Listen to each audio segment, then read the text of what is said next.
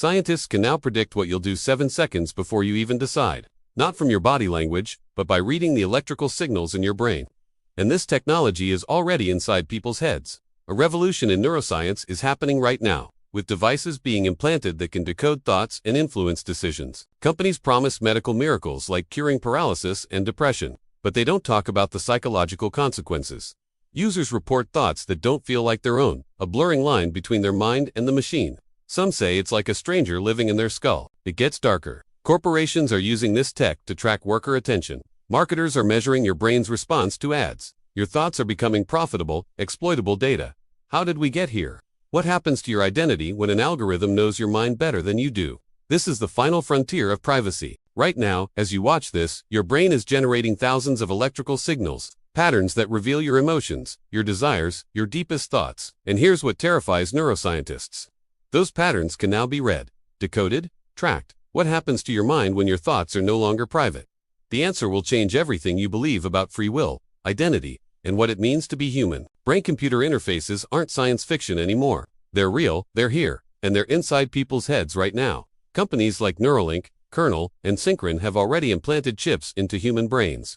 These devices read neural activity with shocking precision. But here's what they don't tell you in the press releases. The psychological consequences are devastating some users in ways researchers never predicted. Let's start with something that should alarm you. Studies at Duke University revealed that brain-computer interfaces can detect your intentions up to 7 seconds before you consciously decide to act. 7 seconds. Your brain knows what you're going to do before you do. The interface knows before you know.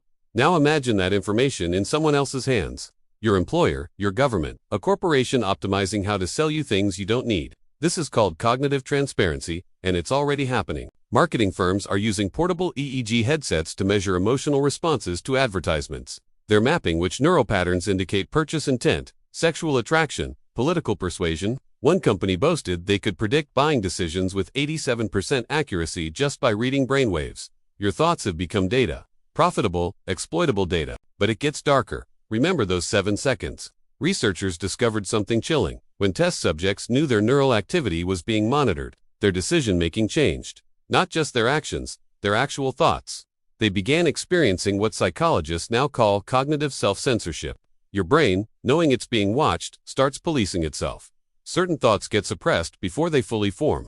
You become a prisoner inside your own mind. If you're feeling disturbed right now, hit that subscribe button, because what comes next will shake your understanding of consciousness itself. Now let's talk about the seductive promise of brain-computer interfaces. The reason millions will voluntarily get these implants despite the risks. BCIs have given paralyzed patients the ability to walk again using robotic exoskeletons controlled purely by thought. Locked-in syndrome patients can communicate after years of silence. People with treatment-resistant depression report miraculous recoveries after deep brain stimulation. The technology saves lives. It restores hope. It expands human capability beyond natural limits. Users describe experiences that sound like digital transcendence, enhanced memory recall, instant access to information, the ability to control multiple devices simultaneously through thought alone. One early adopter said it felt like evolving into a new species.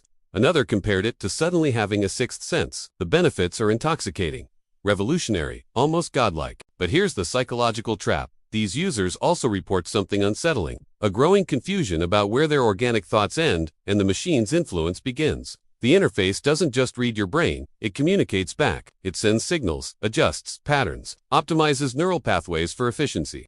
And slowly, subtly, users stop being able to tell which impulses originate from them and which ones are suggested by the algorithm. Neuroscientists call this phenomenon boundary dissolution. Your sense of self, that coherent feeling of being you, starts fragmenting. One research participant described it as having a roommate inside your skull that occasionally takes control. Another said they'd catch themselves thinking thoughts that didn't feel like their own. The interface was learning them so well it could generate thoughts indistinguishable from their authentic ones. This creates an identity crisis unlike anything psychology has encountered before. For thousands of years, humans have assumed our thoughts are fundamentally ours, private, sovereign, untouchable. Brain-computer interfaces shatter that assumption. They reveal something terrifying. Thoughts might just be electrical patterns that can be read, copied, modified, and even implanted by external systems. Here's where it becomes genuinely disturbing. Multiple corporations are developing BCIs for workplace productivity. Imagine your employer monitoring your neural engagement levels during meetings, detecting when your attention wanders, measuring your emotional response to management decisions. One company pitched it as optimizing human resources. Workers called it neurological surveillance. The potential for abuse is limitless. Chinese researchers published a study about factory workers using brain monitoring headbands. Managers received real-time alerts when workers showed signs of fatigue, distraction, or negative emotions. Productivity increased.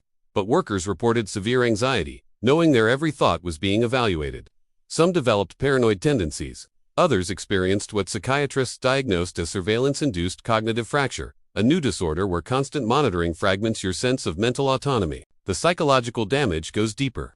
When you know your thoughts can be tracked, you start overthinking everything, second-guessing every impulse. A feedback loop of meta-awareness develops where you're thinking about thinking. This cognitive recursion is mentally exhausting. Some BCI users develop a condition researchers call neural performance anxiety, constantly worried their brain patterns aren't optimal, aren't normal, aren't acceptable. Drop a comment below. Would you let someone read your thoughts if it meant curing a disease or enhancing your intelligence?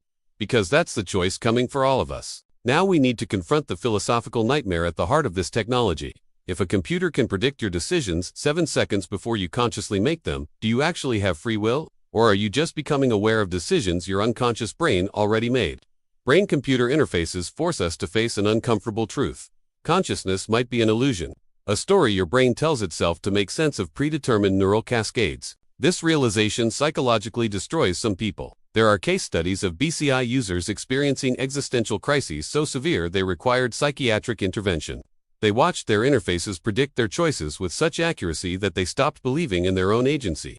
One patient said it felt like being a passenger in their own life.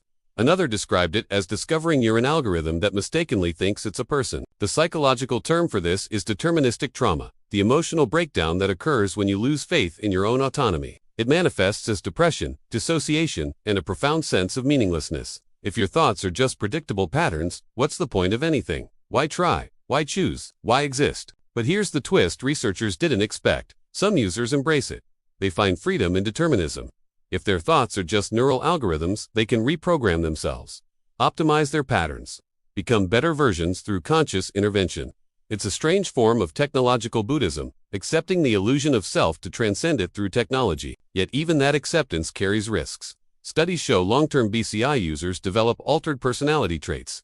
They become more logical, less emotional, more efficient, less creative. The technology doesn't just read your brain, it subtly reshapes it toward machine-compatible patterns. You don't just use the interface. Eventually, the interface uses you. The most disturbing cases involve what neuroscientists call cognitive colonization. The BCI's algorithms become so integrated with your neural patterns that removing the device causes severe psychological withdrawal. Your brain has become dependent on the artificial enhancement. Some patients report feeling incomplete, diminished, almost lobotomized without the interface.